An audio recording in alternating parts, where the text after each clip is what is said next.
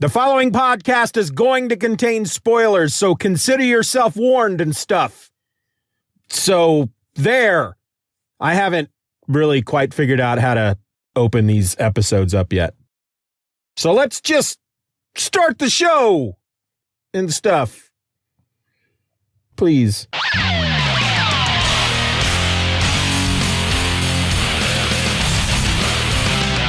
Hello and welcome to another episode of Just Another Fanboy. I'm your host and my name's Steven.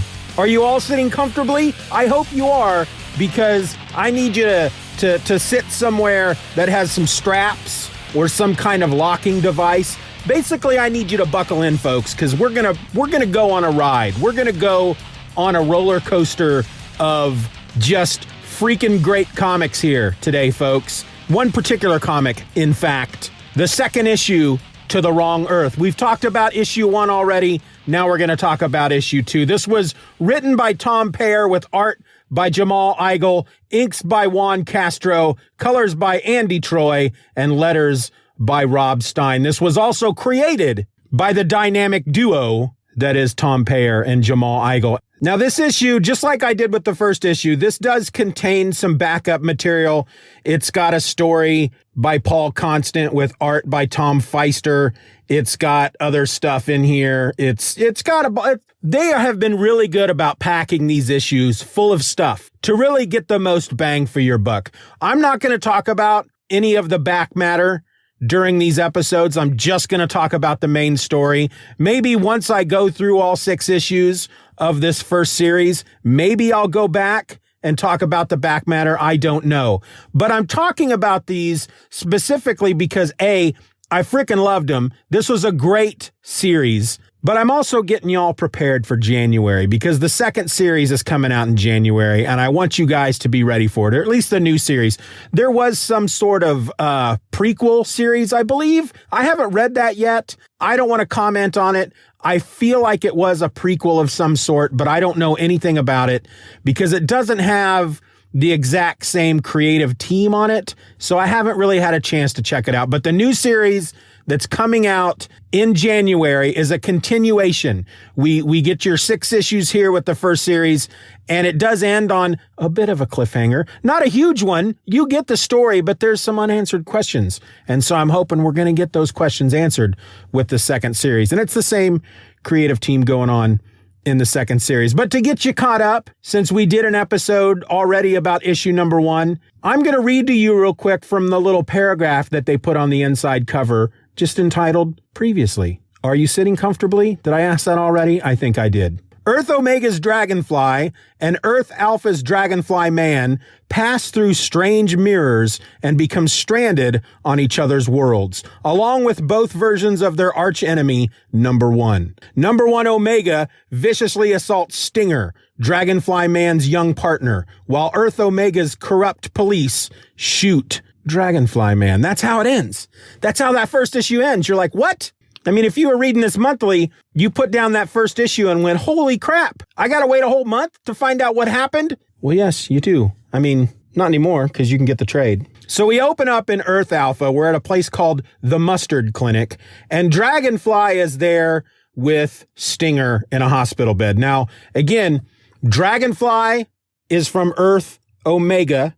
Dragonflyman is from Earth Alpha. They're on the wrong Earth. Get it? Get it? That's the title. They're on the wrong Earth. So Dragonflyman is sitting at the bedside, the hospital bedside of Stinger, and he's asking him some questions because we learn that the Stinger of Dragonfly's world, Earth Omega, has died. He's no longer around. And so Dragonfly is kind of having a hard time with this when he sees this kid. And so he asks him, what's your real name? Give me your real name. And the kid's like, I don't want to do that. Come on. And he goes, besides, you know the answer to that question. And Dragonfly says, I'm testing you. I want to see if you have all your faculties after being, assaulted like that. And so he tells him his name is Chip Andrews. And Dragonfly is he's, like I said, he's freaking out because here's a kid who died on his watch and now he's alive in this world. And he's asking him more questions just to see if it's the same kid. And it's not. He knows that. But we do learn because he asks the kid, why did you start fighting crime? And the kid says, my parents were evil criminals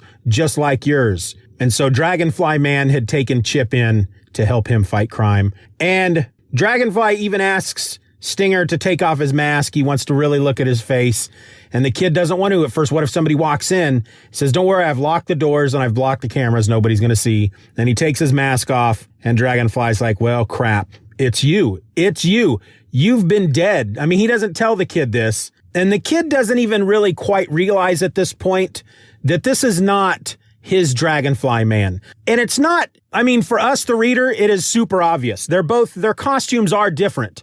There are very big differences in their costumes. But the Stinger, he doesn't quite see this yet. Granted, he was stabbed or something in the first issue and he's in a hospital bed and he's kind of out of it. But Dragonfly, once he sees that Stinger is the same kid that he saw die back on his world, he just kind of falls back in his chair. And the kid says, are you okay? Dragonfly just says, I'm just tired. And then we go to Earth Omega. And when we were last there, Dragonfly Man had been shot by the cops. So the cops are standing over him. He's bleeding out. And one of these cops is like, we're not going to get any money out of him if he dies. Call an ambulance, because they shot him down and then they took his mask off and they realized he was this rich dude, this rich, famous financier guy. And now they're kind of flummoxed because they know his secret and they know that they can blackmail him to get money out of him, to keep his secret or sell his secret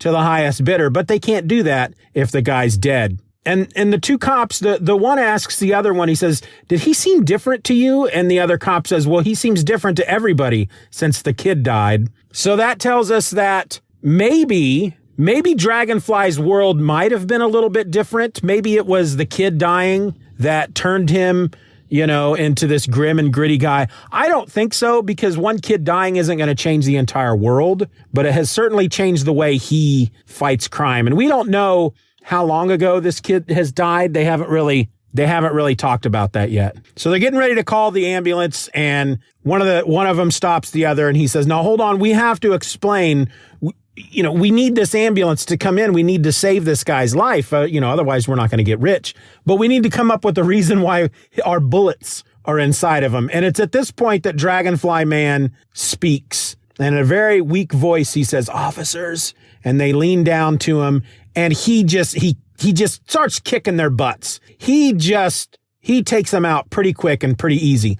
Now, there's a very subtle difference when you're in Earth Omega and Earth Alpha. There's a very subtle difference. And I'm not really good at picking up on this kind of stuff. And I'm sure it's being done on purpose. But Earth Omega does seem a little bit darker than Earth Alpha. Earth Alpha, the colors are brighter. And then the colors in Earth Omega are darker, and it always seems to be raining and it's nighttime. But the panels are most of the panels, like this particular page I'm looking at where Dragonfly Man is taking out these cops, it's 4 wide panels. So they're kind of going with this whole widescreen type of look with these pages. And even the next page, there are 5 panels on the next page. The first 3 are these wide across the page panels, whereas the bottom is two panels on the bottom. So I'm sure that's done on purpose.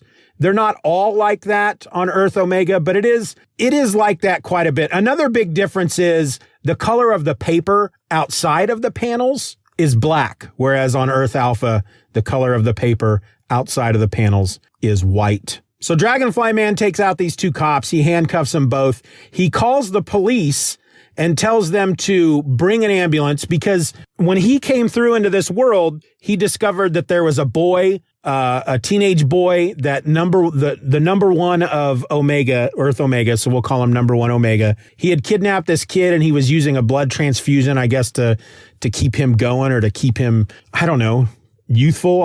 I don't quite remember. But Dragonfly Man is basically telling the cops that they need to come and get this kid because this kid needs help. And it's kind of a really funny scene here, because Dragonfly Man takes the cops' radio, says, dispatch, Dragonfly Man here. And dispatch says, Dragonfly, this channel is reserved for law enforcement personnel only. Are there officers with you? And Dragonfly Man says, none worthy of the name. So he directs them here to this place. He tells them that they're going to find a police car that's unattended and that they need to prepare to tow it back to police headquarters.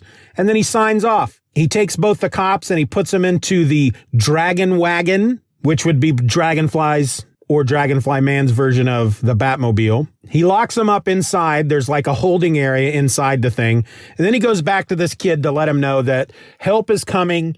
And he presses something into his palm and he says, if you need anything else, if you need more help, if you need anything, contact me. And when he removes his hand, there's like this Dragonfly emblem on his hand and it's glowing. So I don't know. Obviously, it's some kind of biomechanical signal device or something that has now been embedded in this kid's hand. And so then he takes the mirror that he came out of, because it's a big full-length mirror that the two both walked out of in each world. And then he goes back to, or he's taking the cops back to his secret headquarters. And this is where we get the explanation of how he survived being shot, because he was shot like at least twice. And it's a very Silver Age way for him to survive being shot. Cop asks him, "We shot you. I saw you bleed. Why aren't you dead like you ought to be?" And Dragonfly Man says, "It's quite simple, really. When I arrived at the old abandoned gear factory, I sensed the air was thick with menace. So I swallowed a precautionary anti-bullet antidote capsule. A compound of my own devising. It transmutes the metals commonly found in bullets into a protein that heals wounds in mere minutes." That's awesome. I just think that's freaking funny as crap. And one of the cops, after hearing this explanation, he goes, "Ha, you expect me to believe that crock of bleep?" He says the S word there. Dragonfly Man slams his foot down on the brake, brings the Dragon Wagon to a screeching halt, goes in the back and gags the guy, saying, "Profanity is the mark of a poor vocabulary, officer. It only serves to cheapen your message." Back in Earth Alpha, Dragonfly is in the Bug House, which is a secret attic headquarters in the Fame Tower in Fortune City. This is where his secret hideout is, in this attic of this big building. And he's looking at the mirror and he taps it a couple times and he's trying to figure out how he may have gotten there. And then he starts looking around the hideout and he finds a trophy cabinet with trophies and, stuff that Dragonfly Man has collected over his career, newspaper clippings, photographs of himself and various trophies and whatnot. And Dragonfly thinks that that's pretty silly. Then suddenly a communication comes in. There's a big wall monitor, or a big monitor on the wall that's shaped like a dragonfly, or the dragonfly symbol. And suddenly on the monitor are these two guys, and one looks like somebody you might see in a Monopoly game. He's wearing a top hat. He's got a suit with a white ascot, and he's got a sash on that says President. And they're telling him that he needs to be on alert because a super criminal named Triviac is back to bedevil us. And they show a picture of Triviac, and he's just like this dude.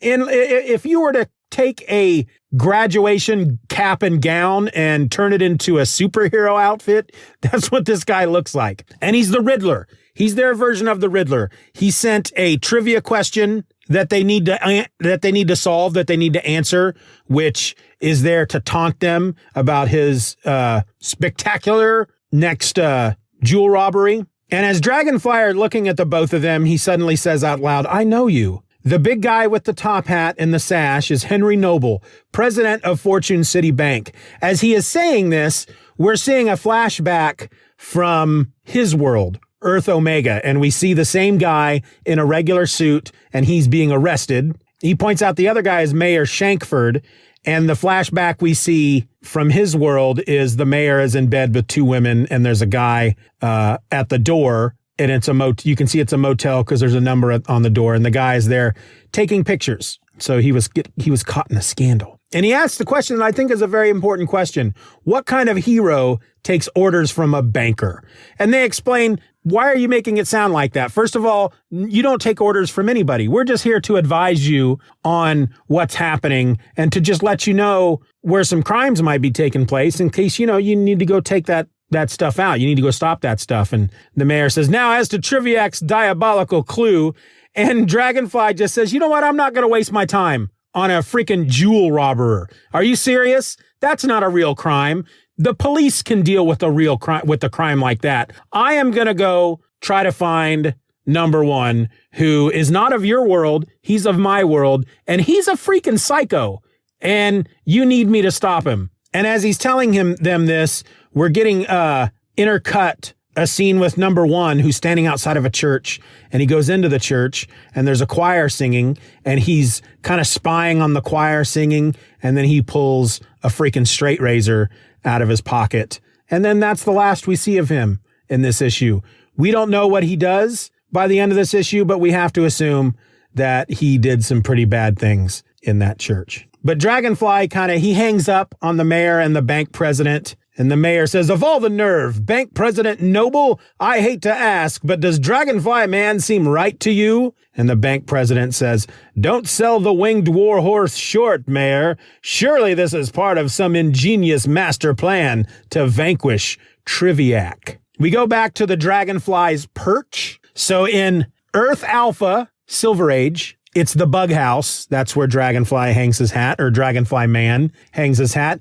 In Earth Omega, modern day, it's called the Dragonfly's perch. And he's got a holding cell where Dragonfly Man sticks these two cops. And they're pretty upset about that, of course. "This is kidnapping," one of them says. Dragonfly Man responds with just, "Said the blackmailer. Unfortunately for you, I am authorized by state, local, and federal authorities to detain criminals at my discretion," which may have been true back in his world, but not in this world. They're telling him, "Look, we were going to blackmail you, but it was a mistake. We won't tell anybody. We promise." And Dragonfly Man's like, "Yeah, right.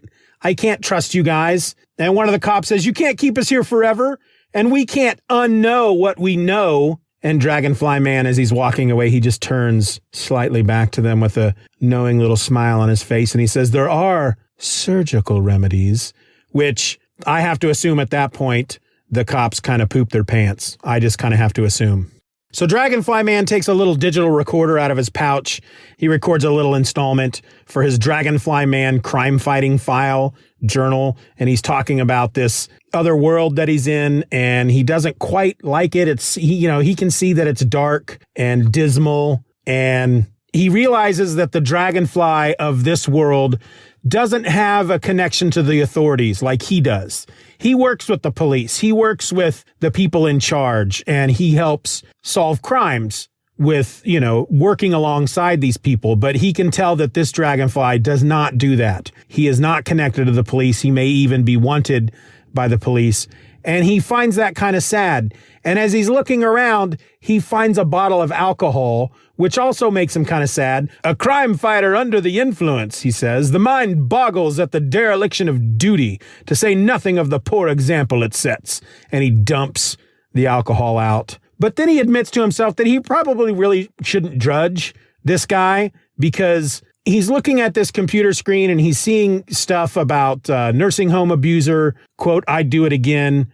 Study shows that 34% are criminally insane, and just various things like this. And he realizes that he's in very dark surroundings, so he can't really judge the guy too much for wanting to escape in the alcohol. But he dismisses all that because he realizes that he has to figure out how to get out of this world. He has to get back to his home world. He doesn't know what happened to his number one. He assumes that his number one is probably not doing very well in this world as well, because they come from a much less violent world. And as he's saying this, we do see that his number one from Earth Alpha has been tied to a chair and has been gagged. So Dragonfly Man takes his mask off. He puts a robe on. He goes downstairs into the penthouse, and he goes down to talk to Stinger, who he assumes is alive in this version of reality. And he goes down to where Stinger's room would be, and he knocks on the door. Stinger doesn't answer, so he just assumes that he's asleep.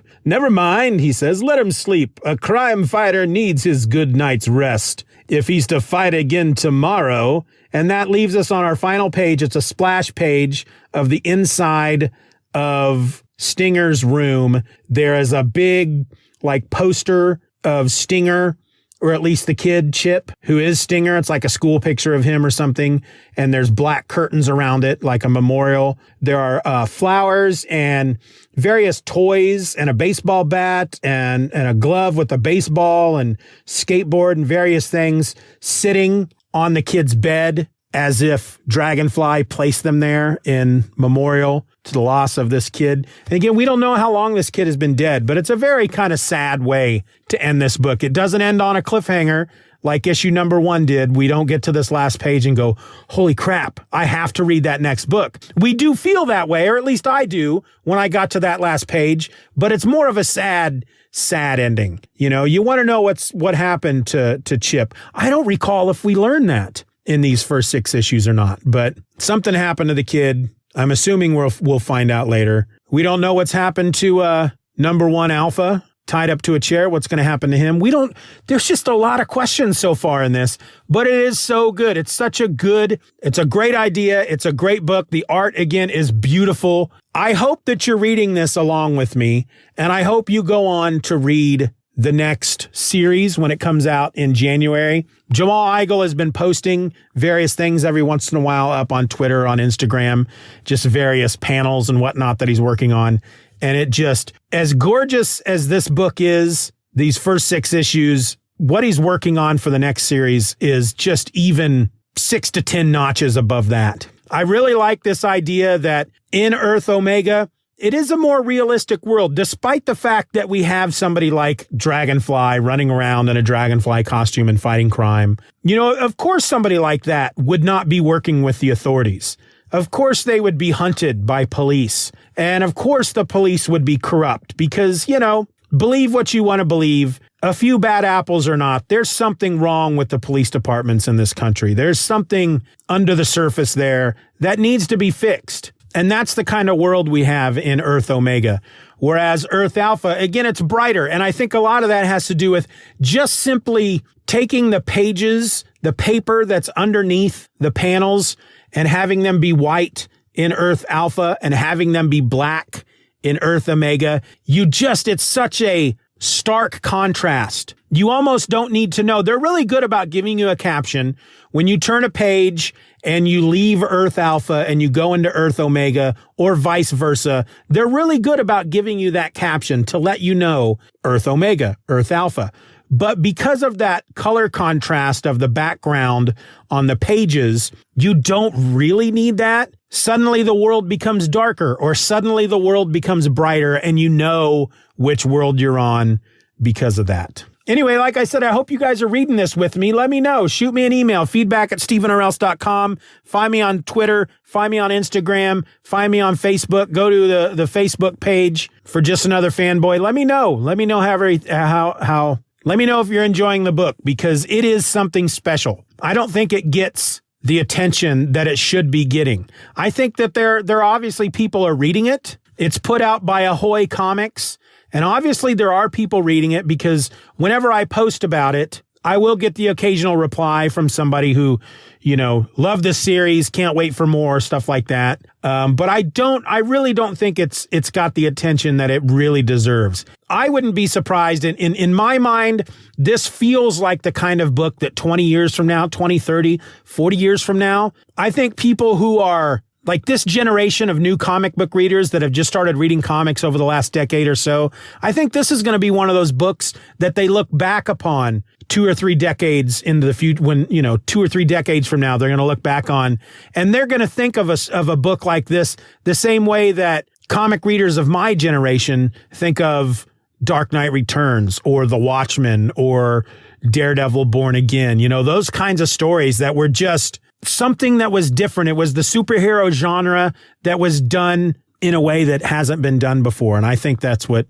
Tom Peyer and Jamal Igle have going with The Wrong Earth. Anyway, I'm going to go ahead and wrap it up, folks. I invite you to come over to like the Facebook page. I've already talked about all that. Please rate us over on Apple Podcasts. If you listen to the episodes through YouTube, like the episode, do all that stuff. Share the word, spread the word, Thunderbird, all that. Tell folks about the show.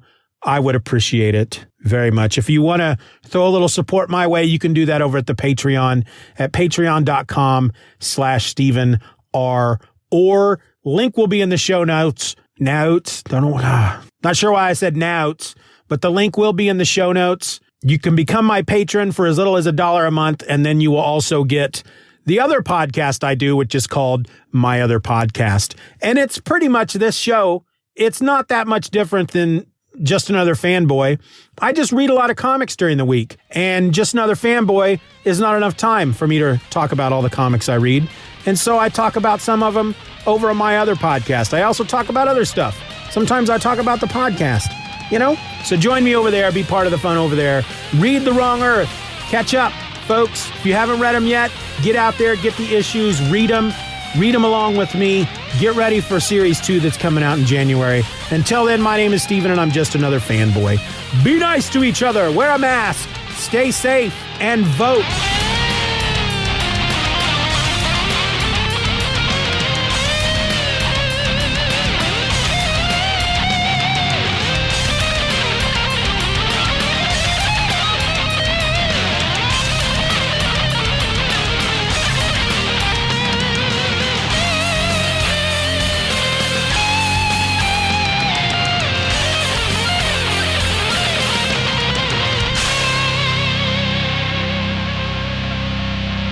Bye-bye, Daddy.